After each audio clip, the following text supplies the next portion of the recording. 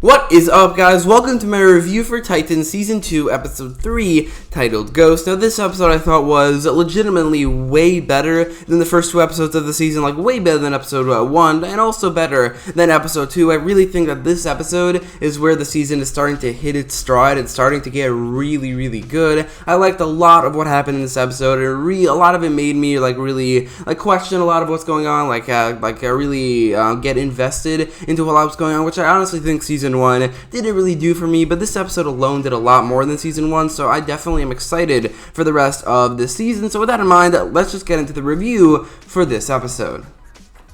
So this episode begins right where Episode 2 left off. We're in Episode 2 at the end. Jason, Gar, and Rachel found out that this woman is Rose Wilson, the daughter of Slade Wilson, and this episode begins with Dick figuring that out, or not figuring out, just learning that where he's in that room, and that was a great way to start the episode as it goes off exactly right after the last episode, and I really liked how they portrayed how Dick and Slade and Dick and all the rest of the Titans have a backstory together, which honestly, I feel like the rest of the show so far hasn't really done all that much. This season is really getting into that, and that's I think one of the most interesting things that they're doing this season, the parallel between the past Titans and the current Titans, but also just learning more about the past Titans, and this episode basically just started that, and that's something, again, I'm really excited for, but I think they handled well in this episode as well, and there were a lot of scenes of that, so I'm going to talk about all of them. But then Donna, Hank, and Dawn all arrive at Titan's Tower, and as they do, we see very, very short shots of flashbacks. I don't really know 100% why they put these 3-second shots in there, where the rest of the episode has no flashbacks at all, but the rest of the season seems like it will have a lot of it. But this episode did have a couple of very short shots in them. We see the original Titans seemingly at a birthday party, probably Aqualad's birthday party, as the cake has an octopus on it. Obviously that would be Aqualad, but we also learn that Donna and Garth seemingly used to date, and later in the episode we learn a lot of things, like the fact that it seems like one of the original Titans did die, the fact that there were 7 original Titans based off this scene where Hank and Donna are in the costume room and there are 7 slots for costumes. So there's a lot of speculating to do here. I'll get to all of that probably near the end of this review, but there's a lot of speculating in terms of who the 7 original Titans were and who the Titan, or maybe 2 Titans that were killed. But as the OG Titans arrive and a lot of them reunite, they all discuss the fact that Dr. Light has returned, and later Dick tells them that Slade has returned, and like I said, I really like how they reveal all these things about the past, but I really like how the rest of the Titans, especially Hawk, but also the other 2, react to the fact that Deathstroke is back. It seems like Deathstroke really got to them the last time, probably because he did kill one of them, but I really like how they are handling all of that. I think they're just doing a great job at basically that concept, and I think that's going to really hold up this season, or at least partially, while other things will definitely help as well, making this season, I think, infinitely better than the first. So then it cuts to Starfire out with this Tamaranian royal guard, or he has her in a hotel, and I think that this whole storyline was kind of the weaker part of the episode. Don't get me wrong, I still actually really like it. It was mostly there for a couple reasons. One, to bring Corey back into the fold, and in the end she did come back to Titan's Tower. That was more Rachel than it was the storyline. That was a part of it, but also it's kind of setting up something. I think Blackfire herself could definitely be the main villain of a season. It might be very expensive to have a whole Tamaranian army, but she is, I think, at the caliber to be the main villain of a season. So either that, they're setting that up, they're setting her up for some reason, or they're setting some storyline where the Tamaranians come to Earth. But I definitely think that could be an interesting season 3, maybe, if that is what they're setting up. But I won't really talk about this storyline that much more. I think that overall, I did like parts of it. I did like the chemistry between these 2. I think it's actually really, really good. For some reason, I like the explaining of the backstory together, also explaining certain things about Tamaran that might not be as good as Earth, and I do really like how they flesh out a lot of that. I think that they did a great job of fleshing out Corey's backstory in this episode, being from Tamaran, being the princess of Tamaran, so basically all of that I really like, but it's still definitely, I think, one of the least interesting things about this episode, which is a good thing, because basically everything in this episode is really interesting, and this just happens to be the least.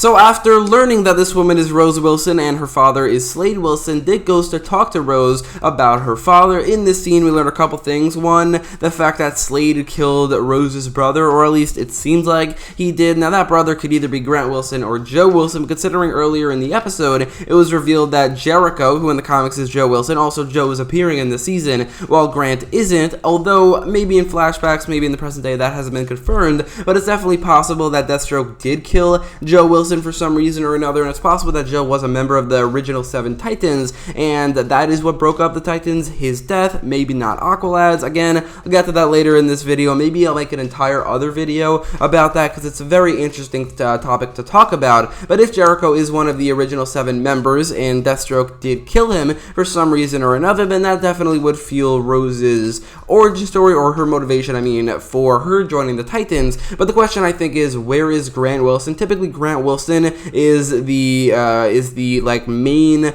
point of Slade's motivations for hating the Titans, because the Titans led to Grant Wilson's death, but it doesn't seem like Grant Wilson is anywhere to be found in this universe, so I guess we will probably have to wait to see if Grant has some role to play in Deathstroke's motivation, and where Jericho fits in all of this, whether he's dead or will come back in the present day, and not just the flashbacks.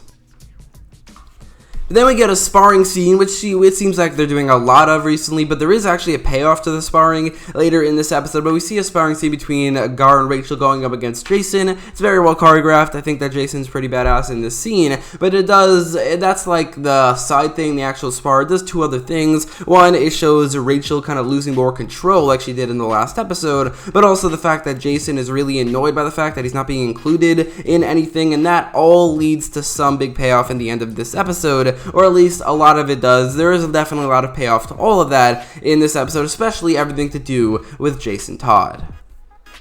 There's a scene of Rachel and Rose talking about their terrible fathers, which I thought was very well written, and I really like the parallel between the two. There's a scene of Dick talking to Gar, which is pretty good, but then it's revealed that Dr. Light was broken out by Slade Wilson, and the two of them discuss what they're going to do with the Titans, and I found this really, really cool. I think that this scene did a great job of fleshing out Dr. Light and his personality, but also Deathstroke himself. It seems like he's very calculated. It seems like he is very motivated to get done what he's trying to do, and also he's very annoyed by Dr. Light. I think that he's probably going to be killing Dr. Light in this season just based off this interaction here. That's something that could be a cool twist, or at least a cool moment, but I for some reason really like this scene where the two villains are talking to each other. Just seeing a scene in live action where Deathstroke and Dr. Light are teaming up with each other and plotting against the Titans, that just sounds so cool to say, and the fact that we saw it is also really awesome. So there's then a scene between Hank and Dawn, and they're talking about the Titans, but while that is really good, it's the room that they're in that really brings up a couple questions. Before this episode, it seemed like there were maybe 5 costume slots in this room. They really just showed 4, but definitely I thought there were 5. Turns out there are 7, 5 of which obviously belong to Robin, Hawk and Dove, Wonder Girl, and Aqualad, but the other 2, we don't really know who they belong to, and I think that there are, in universe right now, maybe 2 different options, but based off the comics, there would be another one. The 2 options based off in universe and what we know would be Speedy, aka Roy Harper, or Arsenal, which is definite. I mean, it's almost definite, as Wonder Girl and Speedy know each other. There would be no reason for him not to be one of the 7 characters. But the 7th character, the mysterious 7th character, I think could either be Jericho, which is possible based off what we learned in this episode, or it could be Wally West. Now, I think that I would prefer for it to be Wally West, as I really think that he should be on the original Teen Titans. If he isn't, then they have to have a storyline like in the comics where he was forgotten and they bring him back and then everyone remembers him, and that is why he was never mentioned. But I think that the fact that Wally is not on the original Titans, and again, if they don't do that storyline, then that would kind of suck, so I'm leaning more towards the fact that Wally West, aka Kid Flash, or The Flash, was a member of the original Titans and is now either dead, retired, or in Central City or Keystone City operating as The Flash, and he hasn't appeared yet, probably because of the budget, and speedster powers are pretty expensive on top of everything they're already doing, or because they just didn't really want to use him because the Arrowverses, for some reason or another. I think that Wally probably was on the original Titans, but that hasn't appeared or even been mentioned since. There's then a scene of Donna and Dick talking about the fact that Dick is reforming the Titans, and in this scene I thought that first of all it was very well written and very well acted, especially by Donna Troy's actress. I thought that she was really good in this scene. It seems like that she was probably the most affected by the Titans breaking up originally. I mean, maybe not entirely. I mean, Hawk and Dove seemed like they were very much affected, but Donna Troy probably wasn't much emotionally effective because it seems like Aqualad's death is what broke up the Titans, and she and Garth seemingly were dating, so that definitely makes sense, and they portrayed that really well in the scene. I think that Donna Troy's actress did a great job in this scene, and them mentioning the fact that there are ghosts in this building, I just think that this episode and this scene specifically, or I mean this scene and also a lot of scenes, like I said earlier, did a great job at just telling us a lot of what happened and just building up the mystery of what happened for the original Titans, and I just really liked basically everything they did with that storyline. So then, Dr. Light goes up against the Titans as he basically summons them to a stadium. The Teen Titans, kind of Teen Titans. That would actually be cool if they were the Teen Titans, but they stay back, which very much pisses off Jason Todd. That leads to a payoff later in this episode that I think really fits the character in the comics like very well. But then there's a fight between the OG Titans, meaning Dick Grayson, Donna Troy, Hank Hall, and Dawn Granger, all fighting Arthur Light, aka Dr. Light. And I think that this is by far my least favorite part of this episode. I think this is the only part of the episode that is actually not very good. Like, the actual storyline with all of this is great, but this fight scene is really bad. It's very repetitive. It's really just Dr. Light running away and then shooting the Titans with a light blast, and then they dodge. It honestly feels like a video game boss battle, but then also it's very slow moving. There's pretty bad CGI, specifically when Wonder Girl throws a motorcycle at Dr. Light. It looks terrible. I don't understand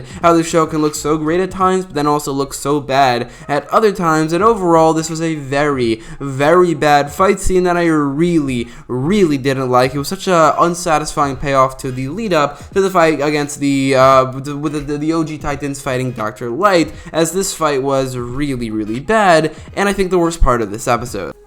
So the fact that Dick and the other Titans failed to stop Dr. Light definitely pissed off Jason Todd, and I think they really pulled off the Jason Todd going out by himself against Dr. Light, but I do think that this part where he genuinely tries to punch Dick in the face was maybe a little bit forced. I didn't really feel that anger from him. The rest of the episode, or in episode 2, I just felt like he was annoyed that he wasn't being allowed to help out. I never felt like he was angry at Dick, so maybe him trying to punch Dick was definitely a little bit forced. But I think everything else with the storyline with Jason not only was very good, but also very faithful to the comic book character. But then there's a scene of Dick sparring with Rose. This, contrasting with the other fight we saw just a minute ago, was very good, like very well choreographed. We see Dick kind of looking like how Nightwing fights, and I have seen those Nightwing leaks. They look really good. Also the Ravager leaks, as these two characters get their costumes near the end of this season, which is something I am very excited for because the costumes look great. But this sparring scene with